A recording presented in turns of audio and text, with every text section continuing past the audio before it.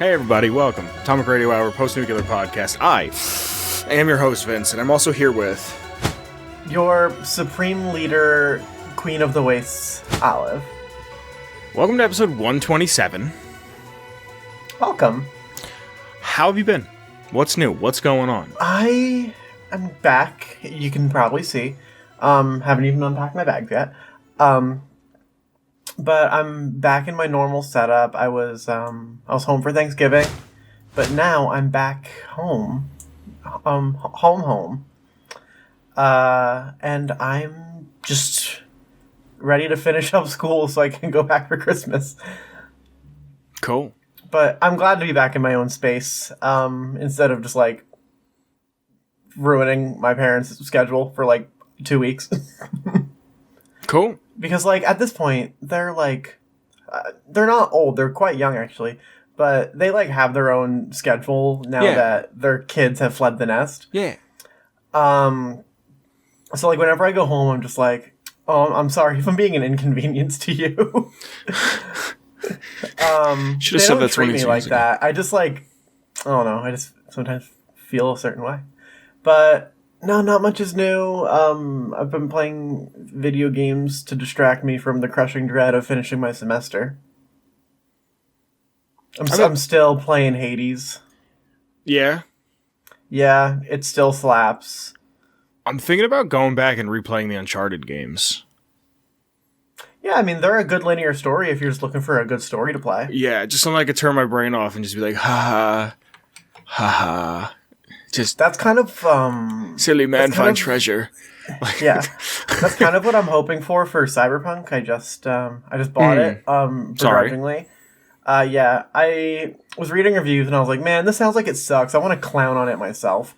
So it just doesn't seem like a good game, and I don't mean yeah, everything's subjective and it just seems like such an overhyped game.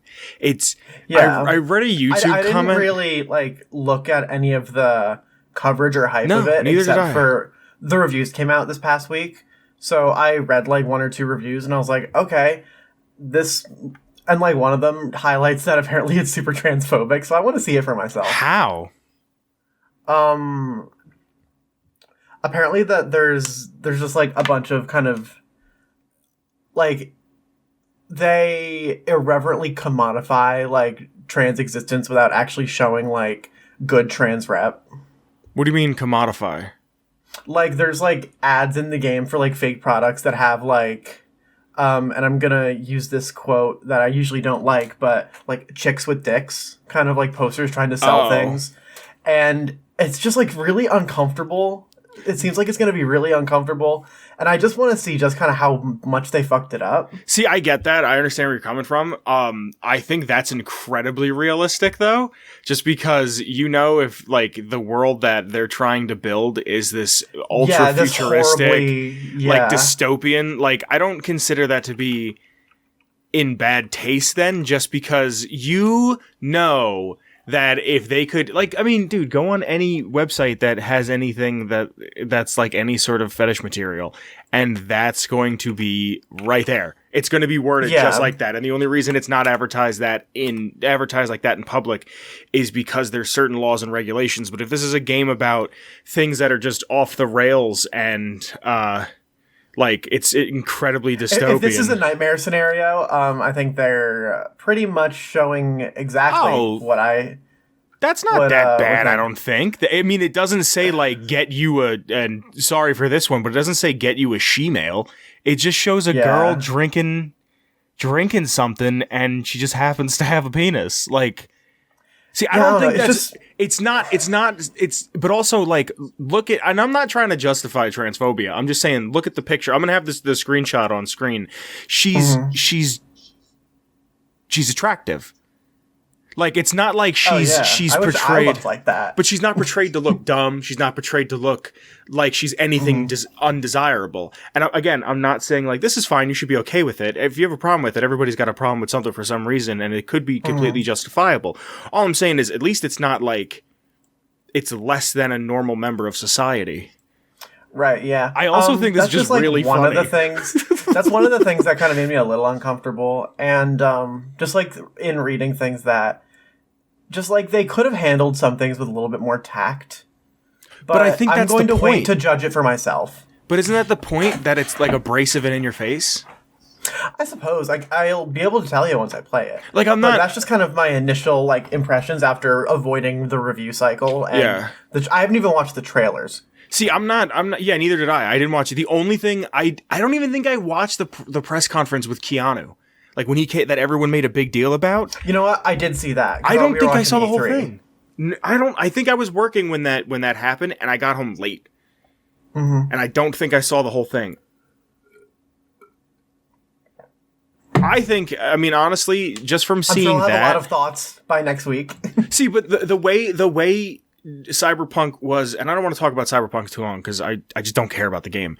But the way I kind of saw it is a dystopian technical future. No, it's dystopian. It does fall in the purview of our show. It's dystopian, yes, and it does fall into the thematics of what we talk about. This is a what was that webcomic you used to like? What the fuck was it called? I know, I do like a bunch of them. The one in high school that was on like MS Paint. Homestuck? Yeah, this is a Homestuck situation where the fan base has already ruined it. Yeah, I mean, you know what I mean? The gamers TM are already kind of fucking around, so... Rick and Morty's first season was incredibly funny, and I will never not quote, "It has been a hard mating season for Bird Person." And I remember before everyone knew about it, not to be that fucking guy, but before everybody knew about it, I remember like hanging out with friends and constantly referencing it. And then season 2 came out, and then it was just nuggy sauce, and I was like, all right, I don't want to be associated with this. Like, right, yeah. And that's kind of what dude, go read. I don't think you can Wayback Machine for Steam, but if you Wayback Machine in some manner for Steam, a year ago, there were people saying that Cyberpunk was a masterpiece. A year before, well, even sooner. Before it even came out. Before it even came out. Like, it was just like, yeah. It's just, it's something that I personally don't take offense with what was shown. And the whole idea of Cyberpunk, the way I have taken it, is augmentation of one's body. And what is more augmentation of one's body? And like augmentation of society. Yeah, and technology and integrating everything into one. But what is more augmentation than finding out who you truly are and becoming that? And I'm the modern cyberpunk, bitch. Like, yeah, what, like GMO humans and shit. Like, it's going to something that's going to happen in our lifetime is designer babies. Yeah. Yeah, and it's just like... and that's like a hugely ethical question of like, is that something that we want to be able to do? I remember having that conversation with someone once, and it was like, yeah, let people do that, but then your kid can't play sports professionally. Yeah, you can't just be like, yeah, let's up the muscles on this baby. Yeah, you can't just be like, all right, when this kid comes out, he's going to be 7'2", and he's going to be able to bench press 3 smart cars at a time. Yeah. Like, then if you want your child to have black hair and green eyes, fine. But if you're gonna have like a roided child, no. But why would you say I want my kid to have black hair and green eyes, but then not touch anything else? Because then what if the kid can get asthma? What if the kid is more susceptible to some sort of a cancer? Like, if you're gonna do if you're gonna do the vanity shit, you might as well take care of the fucking taxes while you're there.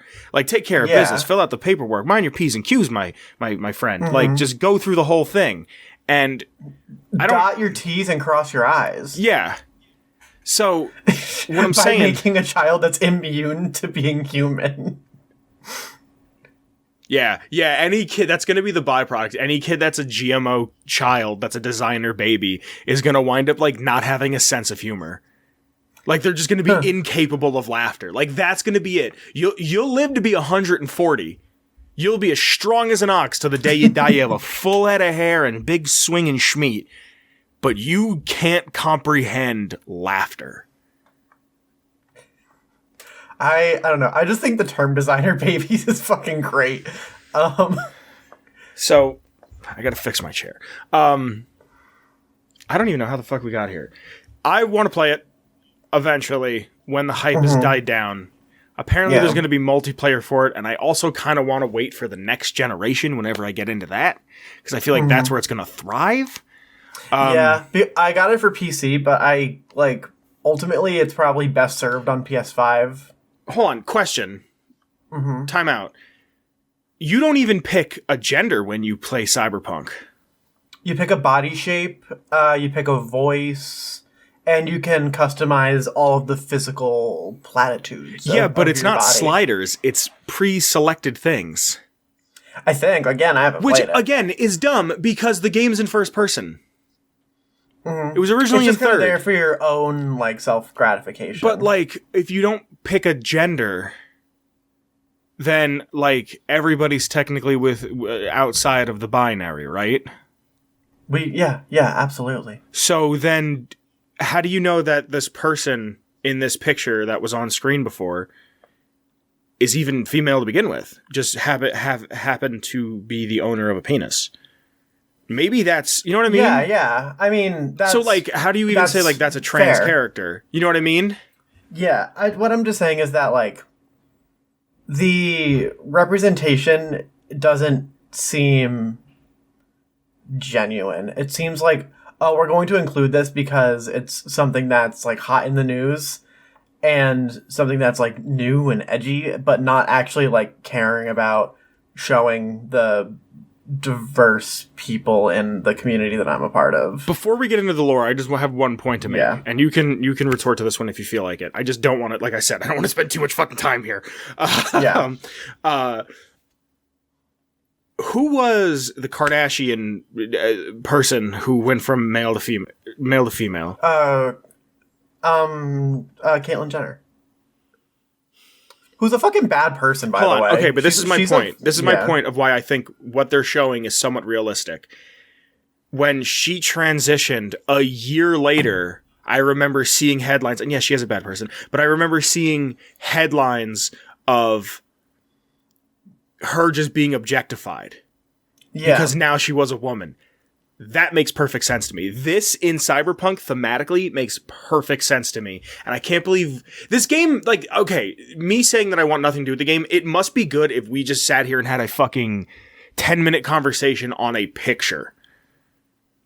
There's got to be some meat and potatoes. There has to be something to it. But that's what I'm saying is if trans people were more if trans people, especially feminine trans people, were more accepted in today's society,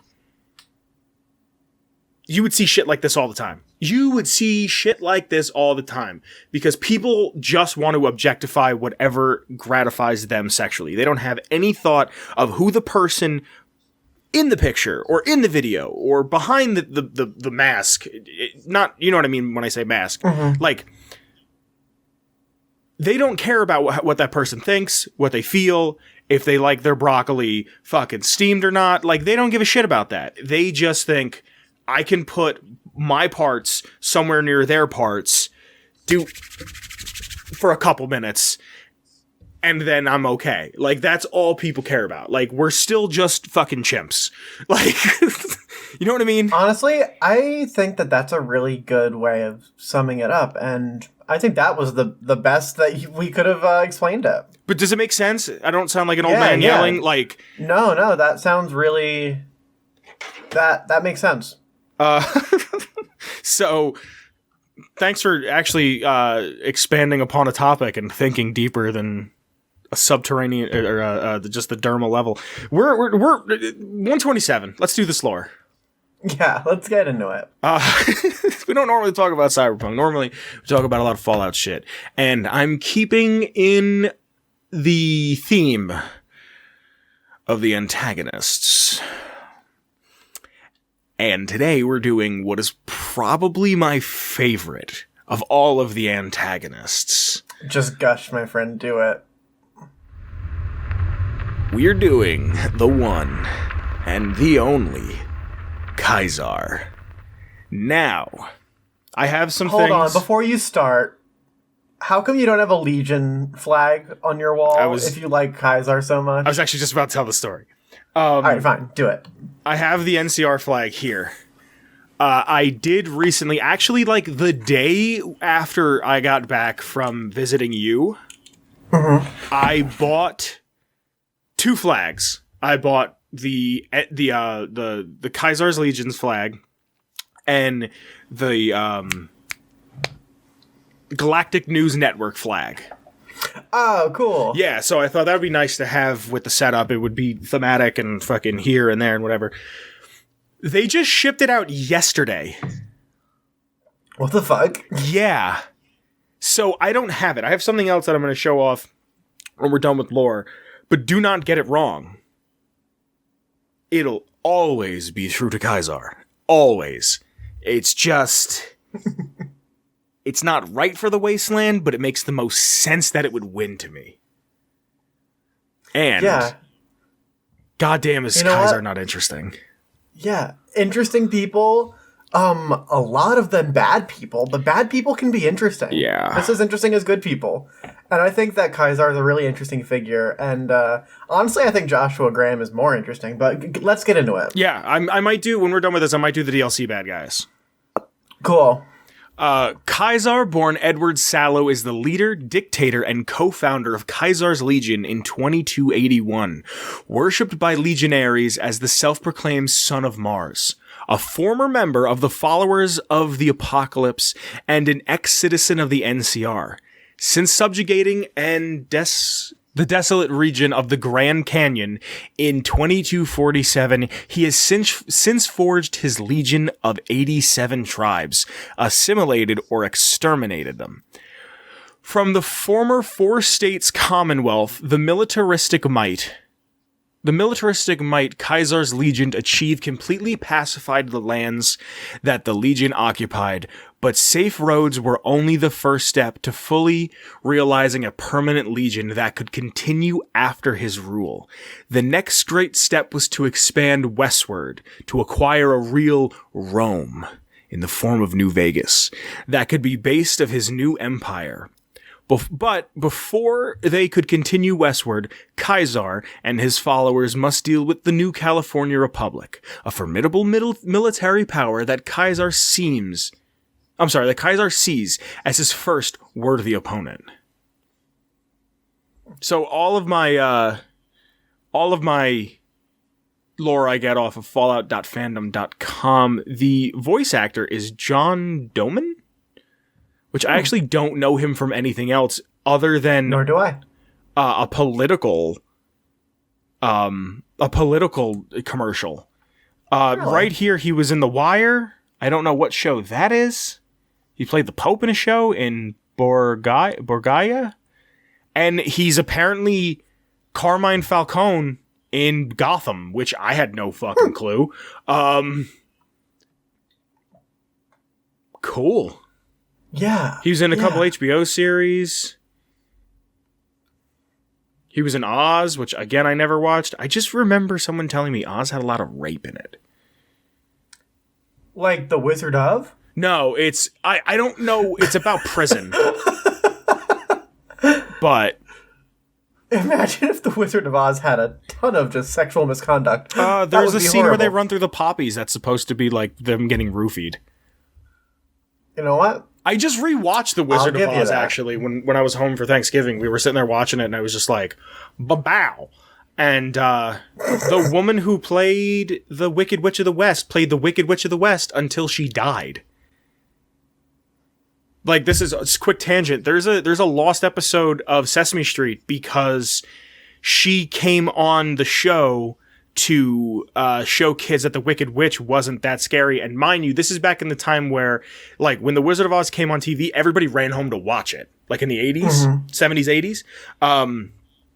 And she went on the show to show kids that the Wicked Witch wasn't that scary, and it scared kids. So they, like, never showed the episode. So it exists in some manner, but it was, like, lost for a really long time. But back to Kaiser. All right.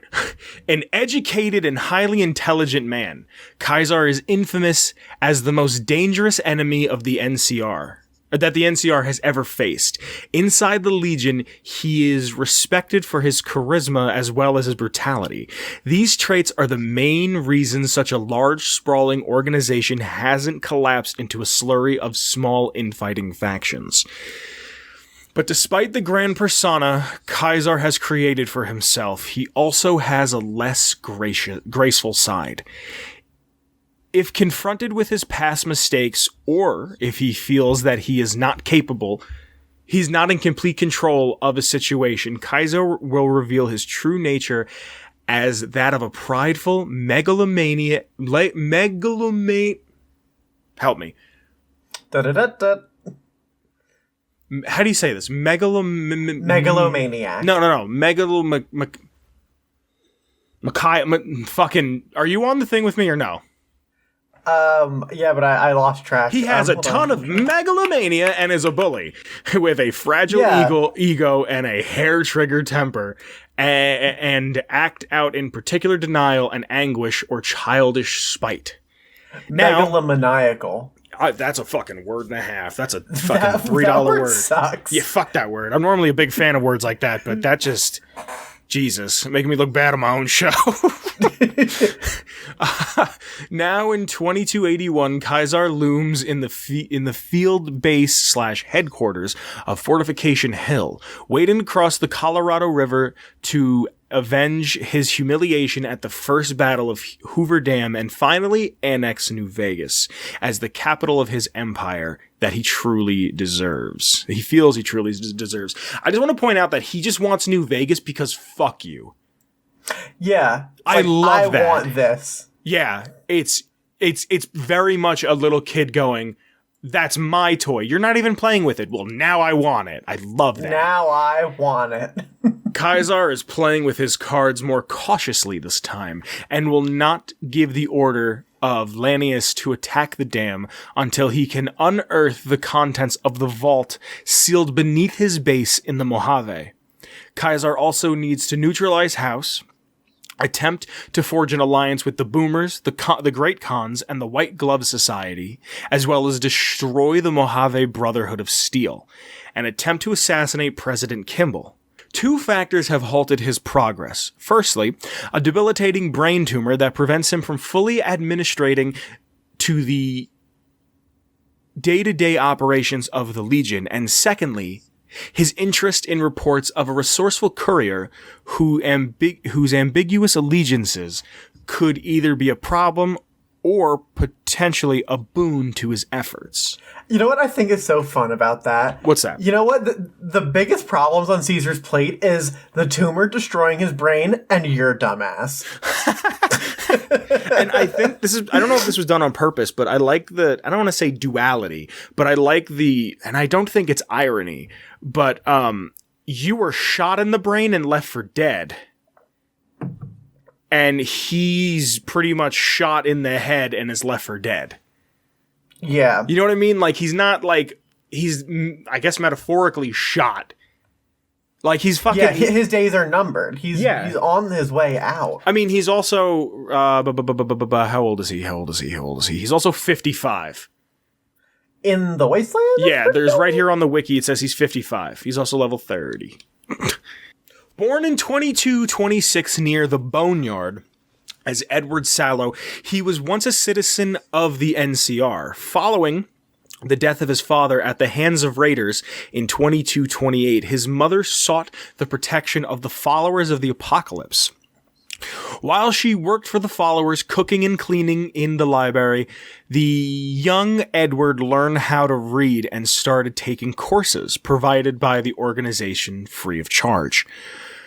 Thought to bring the torch of knowledge to the waste, Sallow was a student of uneven quality. Though he was highly intelligent, his success in scientific pursuits were only proportional to his interest in the given subject.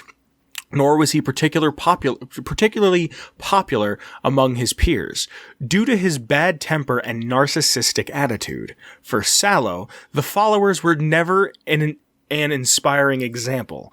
Their devotion to scholarship their devotion to scholarship too stifling, their mission of enlightenment too naive.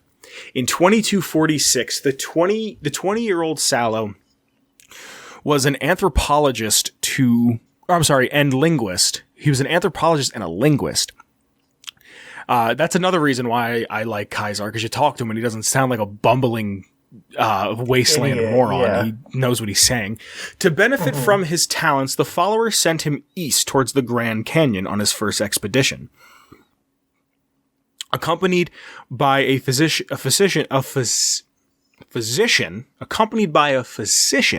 named Bill Calhoun and 7 others.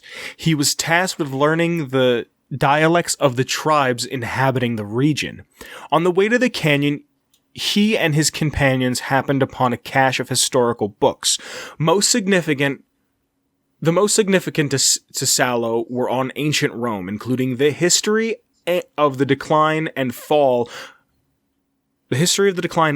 of the Roman Empire. And I didn't know Julius Caesar had a first name. I thought that was his first name. Gaius? Wait, where is that? And Gaius, Gaius. Yeah, that's Gaius. Gaius, Julius Caesar's own Commentare di Bello Gallicio. I don't know. You would think, whatever. He studied the books rigorously for 2 weeks. Already inspired him to be more but not yet aware of their coming greater significance. Prior to the arrival in the Grand Canyon, they met with Joshua Graham, a Mormon missionary and tribal specialist from New Canaan. Already an accomplished scholar of dialects, Graham was supposed to teach Sallow about the local languages. But before that could take place, the Blackfoot tribe captured 3 scholars for ransom.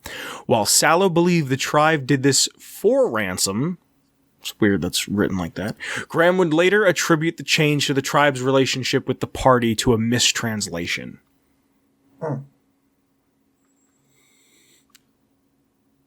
So he knew Graham for a long fucking time. Yeah, before he even threw him into the Grand Canyon on fire. Yeah. He was Lannius. He was the first legate. I mean, I don't know if he was the first legate, but he was the legate before Lannius. Yeah, he was the fucking brutal driving force behind the Legion. Yeah. Like, yes, Caesar was calling the shots, but he was the guy ordering the decapitations. Yeah. Yeah. I mean, the dude's motto is, we can't expect God to do all the work. Like, come on! I know. I just fucking... Graham is one of the most interesting characters in all of Fallout. Yeah. We've done an episode on him before. Nope. Yeah, we have. No, we haven't. We haven't? We haven't done an episode on Joshua Graham. We definitely have. Nope. You know what would be a really good way to check? Shut up. Yeah. So, Kaisar's rise to power, the tribe was a sorry sight. Weak and insignificant. Worse for the hostages, the Blackfoot were at war with 7 other tribes. They were heavily outnumbered, and Sallow recognized their defeat and subsequent demise was only a matter of time. Unwilling to sink with them, Sallow decided to take certain steps. A lot of S's right there. Objections from fellow follower Calhoun went unheard.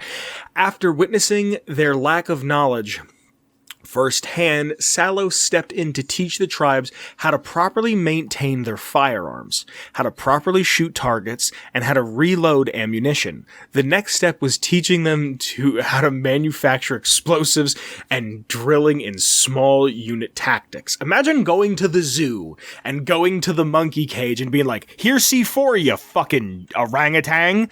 Like, all based on books Kaisar read as a young boy. He quickly... What book did he read? The Anarchist Cookbook? Did you ever read the Anarchist Cookbook? I have not. It's really good for 3 chapters, then they just said, fuck it.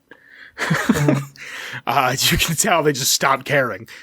Someone gave me a PDF of it well back in the day.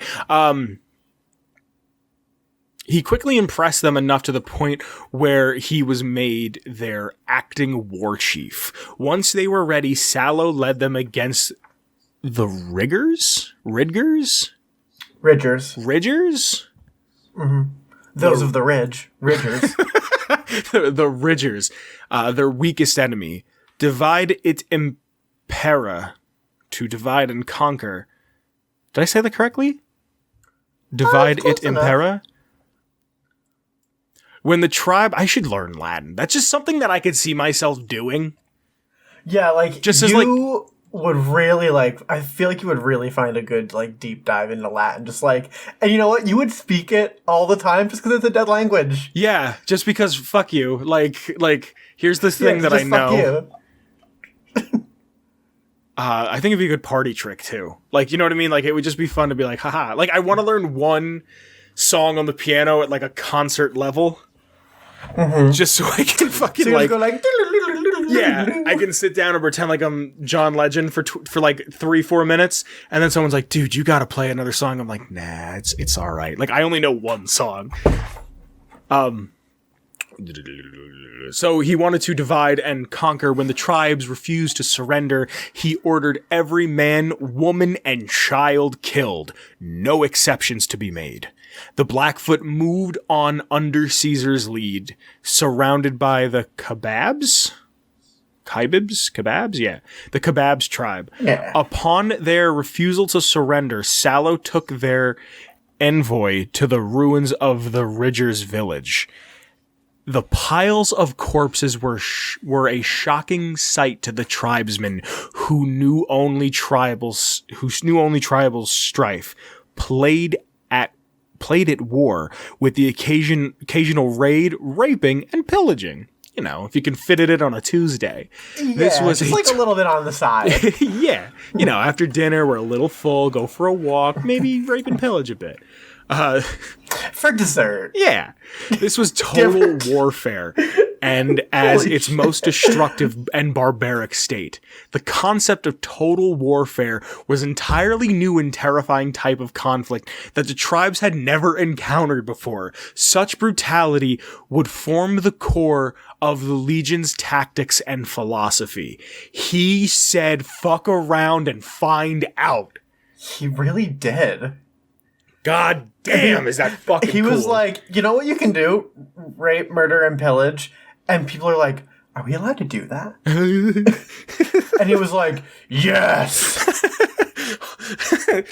I could just picture him like, we need to rape, murder, and pillage. Let me call my mom quick. It's like, do we really want to be like, doing that, guys? I mean, what else can we do? Like, I don't want you to think that I'm like getting excited about rape, murder, and pillage. What I'm getting excited about is like how well thought this is, and how he's just because New Vegas's writing is great. Yeah, and how he just kind of is like the idea of this is so up its own ass, but like in the best way possible. It's he's quite literally, this is what I want, and I'm gonna go get it. And I don't give a fuck who I hurt. Yeah. I'm gonna really play out this fantasy because I read a kid's book about Rome. Yeah. Dude, I wanted to talk about this beforehand, but we got sidetracked with dicks. There's Wasteland Weekend in the actual Mojave, right? And as far as I know, there's always a group that goes dressed up like the Legion.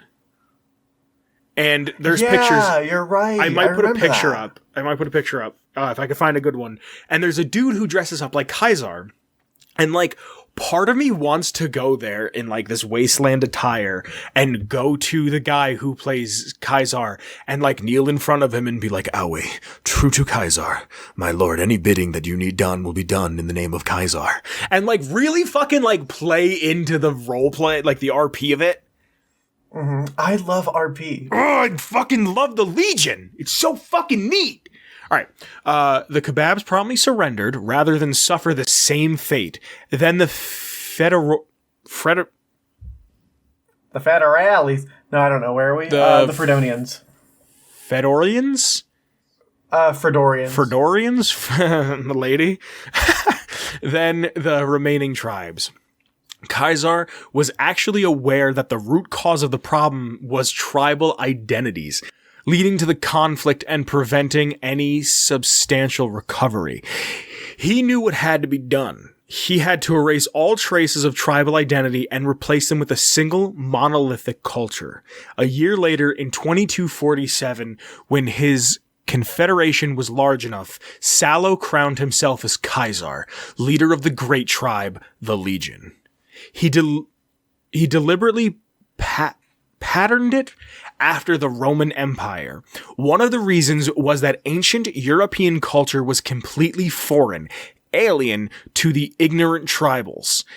He was ignorant to the tribals he was subjugating. Caesar used the commentary as a blueprint. I like how Latin words end with two I's. It's just a stylish thing that I like. After all, which illiterate tribal would know that he was not the original Caesar and his Rome was merely a copy of a civilization long gone. Second, he considered Rome's highly militarized autocracy? Autocracy? What does that word mean exactly? Ruled by an autocrat. What is an autocrat? You can't use the word in the definition. I did my best. Basically like a dictatorship sort of thing. Okay. He considered Rome's highly militarized, say it one more time? Autocracy? Mm-hmm. Autocracy, adept at integrating captured cultures, the perfect template for a society that could adapt to the challenge of the post-apocalyptic world and thrive. Institution, prosperity, and peace. The new Pax Romana.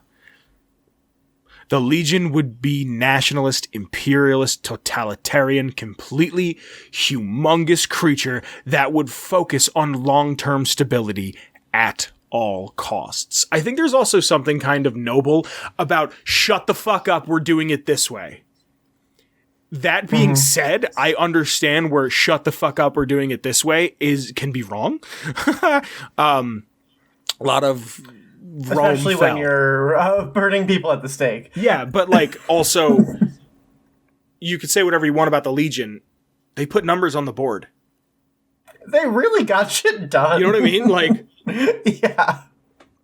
Say what you want about him. Caesar owns everything from Denver to New Vegas. And that's what we call opulence. He soon began putting his words into practice. Calhoun was sent away to the NCR as a messenger to warn them against interfering, with Caesar's plans, while Calhoun was sent back to the followers to inform them of what he was doing. The other 7 members of the expedition were murdered on the self-proclaimed emperor's orders. The newly christened Caesar formed his legion out of the tribes that had either been conquered or had chosen to capture to avoid total destruction. Joshua Graham would, however, ingrain himself in the Legion as Caesar's right-hand man, becoming the Legion's first legate. In time becoming known as Malpus Legat. Ooh, I didn't know that he had a different fucking name. Ooh. In the decades that followed, the Legion secured holding in both Utah and Colorado, while the entirety of Arizona and New Mexico were brought under its control.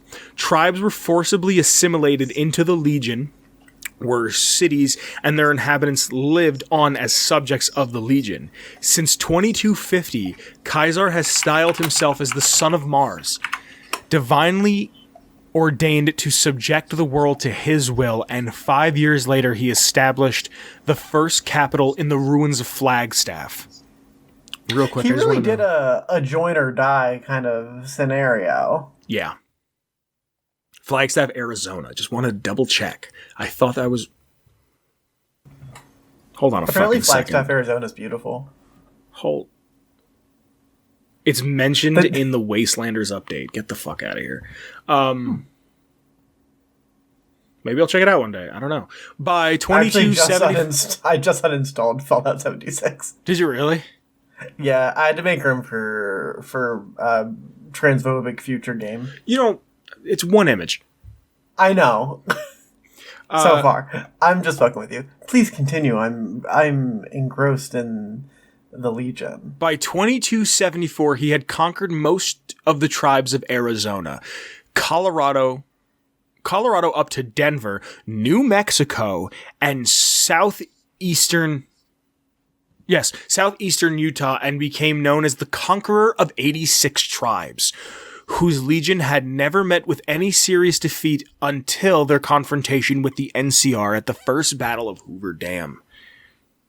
And that's its own whole thing. God damn, do I love Kaiser. He's so fucking interesting. It's just so well written. The Republic has the dubious distinction of being recognized by Kaiser as this is the war with the NCR. The Republic has a dubious distinction of being recognized by Kaiser as a worthy adversary, and conflict with the NCR was inevitable. For Kaiser, this was more than amnesty or petty hatred. He sees himself as Kaiser returning from his conquest of Gaul, and the NCR as a corrupt Roman Senate. A textbook example of Hegelian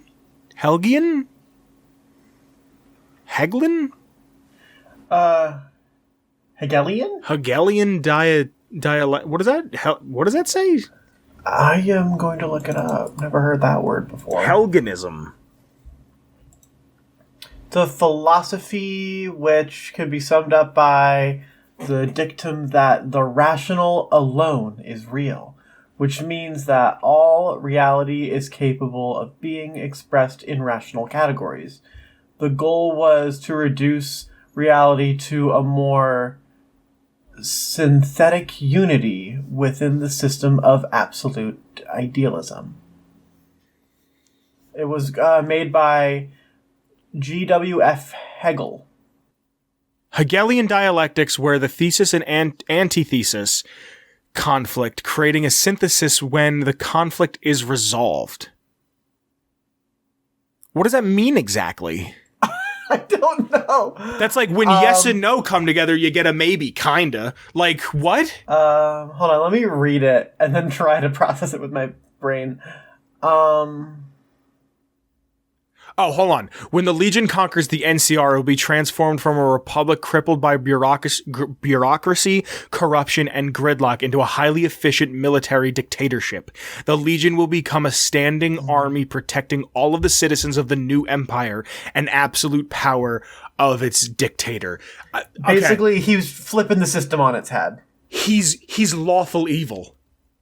Yes. That's lawful evil. Most definitely lawful. That's lawful evil. It makes the most, like, not that it makes sense, but that makes the most sense to explain it. It's lawful evil.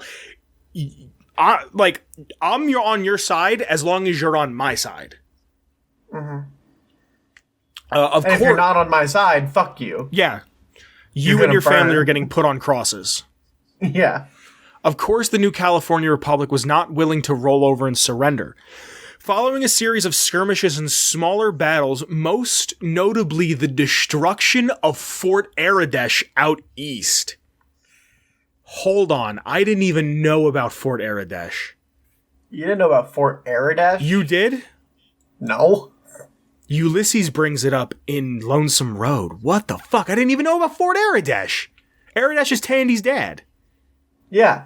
There's actually when you ask Kaiser why he hates, we'll get right back on why he hates the NCR. He says that the NCR was started by a man and his daughter and a couple other people at Shady Sands. And then when the man dies, his daughter becomes president for over 50 years. And that does not sound like a democracy. So like, okay, so they destroyed Fort Aradesh out east. The Legion forced a confrontation.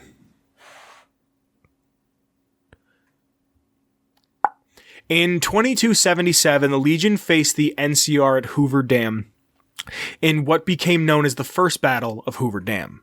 Discovered by Ulysses, Fumentaris. I guess that's plural for Fumentari. Yeah.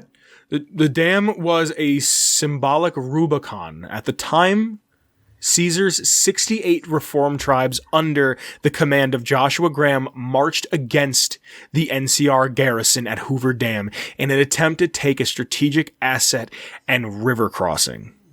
However, Graham's elite troops were drawn into the trap laid by Chief Hanlon of the New California Republic Rangers. As General Lee Oliver's soldiers held the line, Rangers and Army sharpshooters targeted their commanders, primarily Centurions and Decanti, sowing chaos amongst the common legionary. The legate, unable to adapt to new strategies in combat, ordered his elite forces to punch through and pursue Rangers, decimating his officers. The Rangers and 1st Recon sharpshooters executed a tactical retreat into Boulder City. Elements of the Army and Rangers kept the Legion engaged long enough to allow the most experienced legionary to enter the city. When they did, the Republic forces pulled out of the city. Once most of them were safe, soldiers and Rangers trapped behind Legion lines had to be abandoned. They triggered explosive, packed into the buildings in advance. Chief Hanlon's plan went off without a hitch. The exploding buildings acted as a giant fragmentation bomb, killing and maiming most of the legionary and leaving the rest in a state of shock, effectively crippling their offensive.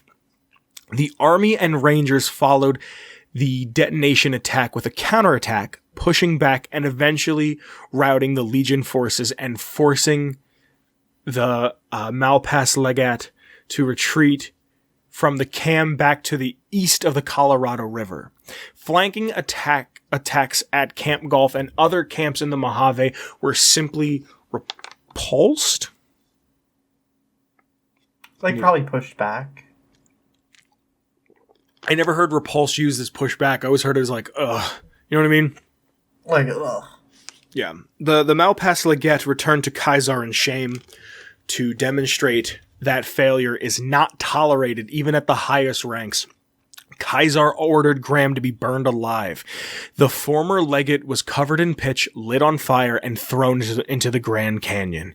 This was the worst defeat in the Legion's history. Graham was replaced by Legate Lennius, who embarked on a campaign. Can you look up what Malpass means? Sure. Because Lennius means butcher. Graham was replaced by Legate Lennius, who embarked on a campaign of expansion eastward to subjugate further tribes for the Legion and gather forces for another confrontation with the Republic. Over the next 4 years, Caesar rebuilt his army with 14 newly assimilated tribes, creating the finest possible blade with which to cleave through the Republic. The Legion's increasing power was accompanied by a noticeable... General of the Badlands. Really? Yeah, Malpais roughly translates to Badlands. And when it's used in a Roman context, it means Badlands General. That's awesome. That's so cool. That's so fucking cool. The 14 newly assimilated tribes crafting the finest possible blade in which to cleave through the Republic. The Legion's increasing power was accompanied by a noticeable decline in Caesar's health. Once healthy, his face became sunken and sickly, his nature more reclusive. But the worst were the headaches, increasing in strength and frequency, affecting his ability to lead. Although they remained silent, the decline was visible to his officers, but Caesar denied these problems, lashing out at any inquiries. The first hint of what might have been the problem appeared only a couple months prior to the infrequent headaches. The headaches recurred increasingly along with blanking out mid-conversation. The most recent system to occur is Caesar's left leg stiffing and only being able to drag. While Kaisar is untrained to diagnose himself, he figured that he's likely suffering from a brain tumor, but defers to a professional opinion upon diagnosis. To, like, kind of assume that you have a brain tumor is a pretty educated guess. Yeah, this motherfucker was smarter than a motherfucker. Yeah, that's why he was able to create and rule the biggest tribe in Wasteland history. As I'm reading this and going through this and talking about as we're about to get into the philosophy of Kaisar, but like into this, he kind of reminds me of a post-apocalyptic ancient Roman Bruce Wayne. Yeah. He's incredibly smart. He knows exactly what he's doing. He knows exactly what he wants, but he's evil. He's pretty fucking evil. He's like, that's why I love Kaisar, because he's like an evil Batman. So this is from Joshua Sawyer. He goes, a case can be made that Kaisar should have an evil or very evil alignment, but he also exists in a bubble that insulates him from what he's doing. Kaisar does what he does because he feels that it is contributing to a better society. What's his official alignment? I will check quick. Probably evil. His karma's neutral. Huh. That makes sense. Huh. Maybe Ron Goldman's karma's neutral. Whatever. We can get into that later. The fuck he is. The bedrock of Kaisar's philosophy is that service to the state is not just the highest virtue, it is the only virtue. Kaisar is critical of the NCR society as its leaders care not for the greater good. This is contrary to Kaisar's belief that an individual has no value beyond his utility to the state, whether as an instrument of war or production. He views the Great War of 2077 as a chance for humanity to start over and aims to unify humanity under one banner or eliminate them should they refuse.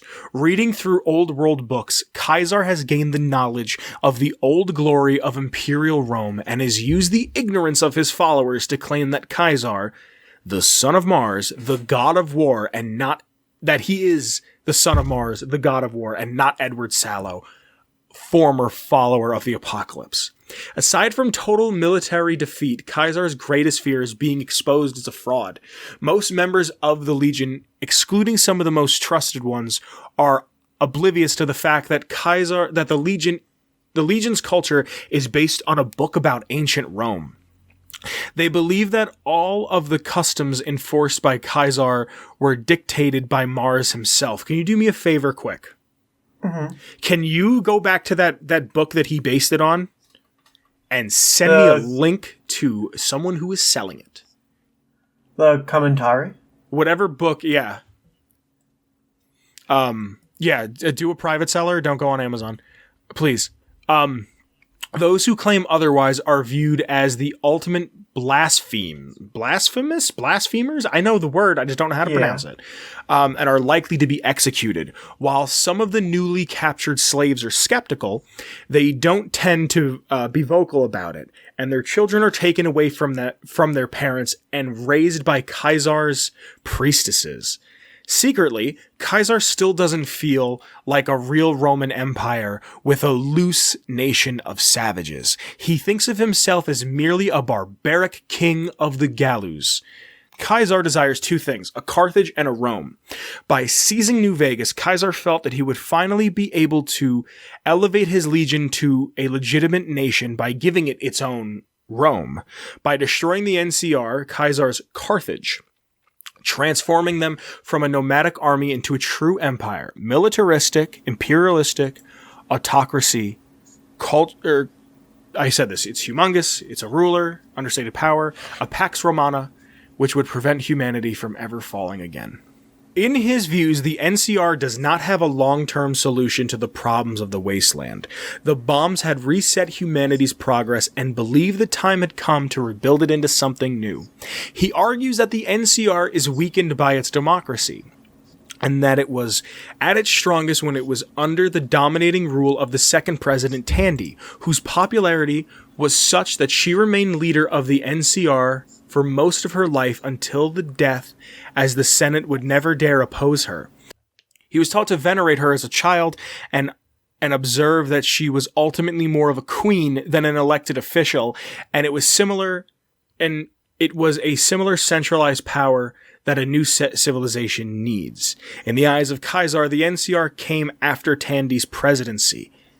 Presidency had been blighted with greed and widespread corruption because of the... Jesus fucking Christ, these words. Oh my God. How do you say this? Oligarchy? Oligarchical, probably. Oligarchical? Oligarchical. Oligarchical? No. Say it again. Garky. Where you say? Oh, garchical. Okay. Oligarchical. Yep. Control. Thank you. This has been Hooked on Phonics. Control of the people with the money have the control. Oh, the U.S. Yes, the U.S. is an oligarchy. Cool. I mean, not, you know what I mean. In the eyes of Kaiser, the NCR came after Tandy's presidency had been blighted with greed and widespread corruption because of the oligarchical control of politicians and the Brahmin barons looking out for only their interests instead of the greater good of its citizens. Kaiser is simply quickened the demise of the once victorious NCR. Kaiser also regards self-sacrifice as a necessary part of rebuilding civilization, as evidenced by the fact that he refuses the very notion of using the Securitrons hidden beneath the bunker under the camp. Kaiser rejects allowing his legion to use advanced technologies, believing that life must be kept hard and filled with sacrifice in order to strengthen humanity. He has similarly kept his people ignorant to mankind's former knowledge of medical science, allowing his legion to get by primitive healing powders, while he himself keeps an autodoc in his tent for both personal use as well as a gift to anyone Kaiser favors. Similarly, drugs and alcohol are completely forbidden from being used by legionaries. So most legionaries must make do with previous mentioned healing powders, bitter drink, or conducting new remedies like Hydra, all with the caveat that the pain remains. I'm not going to go into so much of what the player does and the effects on him. I'm kind of just here for what Kaiser does. Yeah, I don't care about what the courier does with Kaiser. Except, maybe that thing where you can, shoot him in the dome. So here, these are just the notes quick. Members of the Legion pronounce Caesar's name as Kaiser, a post-classical Latin pronunciation emphasizing the diphthong? D-I-P-H-T-H-O-N-G. Diphthong. Diphthong. Diphthong? What the fuck is that? Legionaries who knew him... It's the A-E sound, like Aether. Oh, okay. Legionaries who knew him early in the Legion's history, as well as most other Wastelanders, pronounce it as the anglicized. I've never seen the word anglicized written out. It just means white. It means the white people version. Yeah, I've never seen it written out. Or Caesar. Like the salad. Kaiser holds some level of respect for Aaron Kimball, calling him a man of potential. He believes that Kimball would have been more powerful and had more control over the NCR if he had seized power instead of being elected.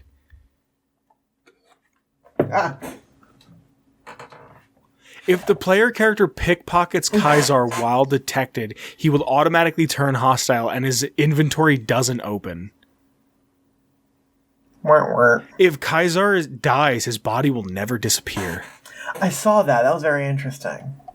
Punching or shooting Kaiser's body after he dies makes the Legion turn hostile. Because you're desecrating a body. Yeah. If Kaisar turns hostile, he appears to not have an attacking expression and will attack with the expression on his face as if he wasn't angry because he's a fucking sociopath.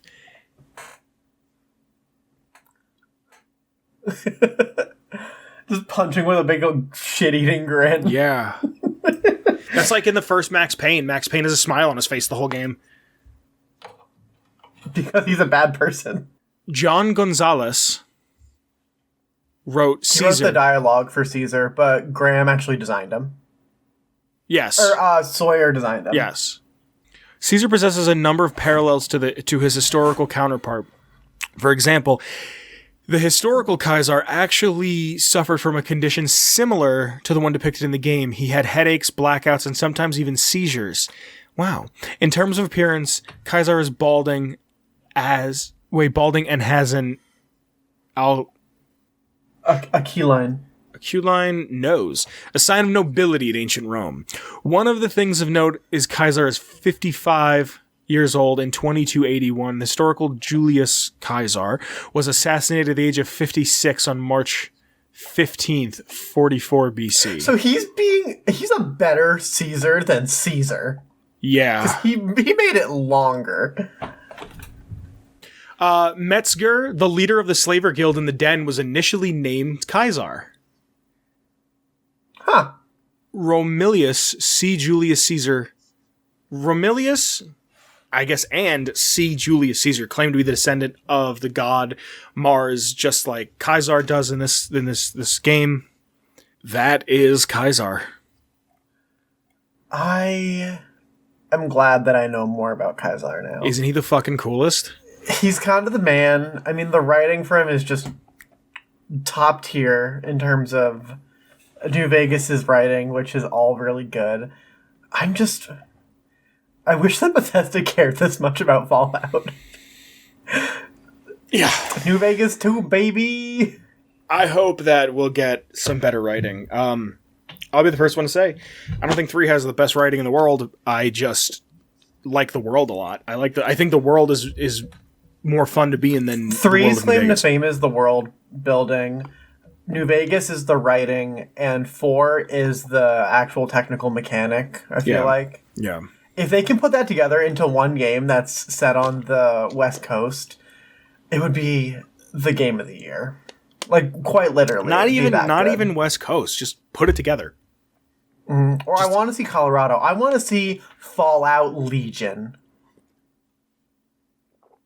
Yeah. Set in the middle U.S. in the Rockies. It goes from the Rockies to Colorado. Or to like, Dogtown is like the main big city. I'm like half with you, half not. Yeah. Hold on, before we get into this idea, there's 2 things I want to do. One, do you have anything you want to say about Caesar before I end lore? No, but he is a bastard, and I love him for it. Cool, if you want to hear this conversation, come watch the full episode. Ba-da-ba-bow! I like your idea of, like, Legion Fallout, like a Legion game. I think Dogtown should be the southmost city. Like, it should be like the Rivet City. You know what I mean? And then you kind of get the more like northern areas. Yeah, like, because Colorado, if I remember, and I'm not a geography person, but if I remember correctly, it's like there's a fort, like there's 5 major cities in Colorado, and it's a fort, then it's Denver, or it's Aspen, a fort, Denver, Colorado Springs, something else. Like, those are the 5, because there's a highway that goes right through the middle of Colorado, like everything is on. And you can take 80 all the way there. All the way over. Fucking, you can work with the 80s. The 80s are the gang. I think when we're done with the antagonist, I might just do something on the 80s. Like an expose. Like, just like, here's, because they're raiders. Like, they're just, like, 3 has just raiders, 4 has just raiders. Like, New Vegas has the fiends, they have the cons. What's up? I like that raiders had identity in New Vegas. Yes. And I mean, I liked the Gunners in 4, but it wasn't the same as all the tribes. See, I like the tribes. I like that Raiders had some sort of an identity, but I also like the idea that in 3, that Raiders are just kind of like Like, raiders don't even trust raiders. Like, I like that. Yeah. Like, that feels very apocalyptic to me. Yeah, it feels very like fuck, what's that movie with the blind bitch in the Bible? The Book of Eli? Yeah, it's very like that. Like, you don't trust anyone. We reviewed? Yeah. The blind bitch in the Bible. Mila Kunis was whatever. Don't talk about Denzel like that. That being said, I like your idea. I like, even if it was like 22, he was born 22 what? 20 was it? No. 22 something. I already closed it out. I got it. 2247. All right, put in the 2020s. The 2220s. Actually, no, that's not when he was born. That was subjugating the tribes. He did that at that point. He was born in 2226. All right, put it in like the before Kaisar is born, or put it like right after he's born. Like, let's see what it looks like as the tribes. Let's go from there. Cool. You have anything else you want to say? No, I'm good. Cool. I think I'm good. This is a little bit of an all over the place episode. It's a little longer episode. We talked about some shit in the beginning, and there's something I wanted to show off. Please. Real quick. In my quest to buy a bunch of shit that I don't need, I purchased this. Fallout 3 again. Kind of. This was the promotional item for Best Buy. Let me just check my OBS to make sure that it's getting everything. No, it's getting it. This was the promotion. Yeah, I know, but since I cropped the videos. This was the promotional item that you got from Best Buy. So it just looks like, I guess they would give you this. It's not the game? It's not the game. On the back, it just says, prepare for the future, has some stills, and as you've heard me say before... What's inside it? Well, there's no disc, but as you heard me say before, one of the items that I have that's very special to me is a Nuka-Cola bottle cap opener. The inside, which is actually super funny, is there's a $5 coupon off of the official game guide or collector's edition guide. That is fucking 11 plus 1 years old, 13 years old at this point. That's just going to stay in there. This is going to go on the shelf with all the other games and whatnot. Where did you get that? Like a little less than a week ago. No, where? How? Oh, eBay. Just eBay. Normally, I get all my eBay stuff from a dude named The Loot Runner. He's where I got my statue, my Fallout 3 statue. That was the UK exclusive pre-order bonus. He's the fucking man. This dude, I will never go through again. I don't have his name. I didn't even leave him a thing. And it's not even so much his fault that I'm saying. I ordered this November 1st. It didn't show up until December 6th. Where did it ship from? Not far. If it shipped from like... It didn't ship from Russia. California. It didn't ship... It shipped from the US. This was a Best Buy thing. The dude messaged me. I messaged him. It was Friday the 13th. And I messaged him like, hey man, if I don't hear anything back from you on the 13th, I have to request my money back. It had been 2 weeks almost. Mm-hmm. And I got a message like 2 days later. He's like, hey, my dad died. I'm sorry. Fine. I get that. Life happens. I said, take your time. But he didn't ship it out till fucking the 1st. December, yeah. You know what I mean? And then I didn't get it, but whatever. But this is the main attraction. This right here. Still in its protective shield, meaning that it's mint on card, is a Nuka-Cola bottle cap opener. That's so cool. It's just... Are you ever going to use it? No. Little trinket, little thing. It's actually a magnet. You can technically magnet that to your fridge. With the plastic, no? No, because this is metal. This sign's metal because this Nuka-Cola... I have 3 Nuka-Cola bottle cap openers. This Nuka-Cola I have that bottle same cap, one. It's just over there. This is dusty as fuck. This Nuka-Cola bottle cap opener has that on the back, and it's a magnet, and it sticks to this. No problem. This is either Where just was that one from? Was that like a pre-order bonus? Because I have that same one. It is from... It doesn't say it on the inside. I think it was Clutterfly. It was a box. It was Loot Box, yeah. Yeah. It was from a loot box. It wasn't loot box, but it was like a loot box. It's one that we both got. Yes. But I have this little... That's really cool. Yeah, and it was a pre-order bonus, and I have it, and, like... I'm trying to collect all of the promo stuff for $3. Not all of it, but a large majority of promo stuff for $3. There's some stuff that I know I'll never get my hands on. Like, they did a poker set for Dead Money that there's only, like, I think 15 of them in existence or something. That's so cool, though. Yeah. There's a couple different things that I just want to get my hands on that I probably won't. But I'm trying. There's dice for New Vegas that the one is the Vault Boy head. Yeah, cool. When I get the flags, I'll show the flags off. We can talk about them on the show. Yeah, I want to see that. Shane Ivers. Hey, Vince. Yes. Do you like listening to music? I do.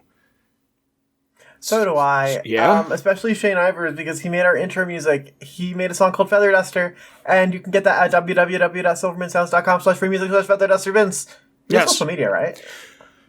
In the description below, there's going to be links to our social medias, mine, Olive's, the show's. You go ahead and check those out. There's also a link down there to our Discord. Go ahead and check out the Discord. We've been having game nights. Things have kind of slowed down a bit, probably because of the holidays, but we have game nights. We stream in there. I haven't played Minecraft in a while. Kind of fiending a bit. I also have been kind of fiending for Minecraft. I just want to play the craft. But other than that... I might launch a server. I might launch a server. We gotta talk about it, yeah. Yeah. Alright. Yeah. We stream, we do things, we do this, we do that. There's a Redbubble in the description below also that you can throw us a couple bucks if you want by buying some merch and supporting us. And we also have to thank some people through who give us money on Patreon. We're very thankful for all of you fine folks. There's a link to our Patreon in the description below. And Olive, we have some people to thank. We do. We're going to start with the OG Noah. Thank you, Noah. Then we're going to scoot right on down to Gage twice. Thank you, Gage, twice. Once for the Patreon and another one for the Discord. He allows us to do all the streaming. Yeah, thanks for the nitro, bud. Then we're going to go to Jordan with a Y. Thank you, Jordan with a Y. Next up is Danny. Thank you, Danny.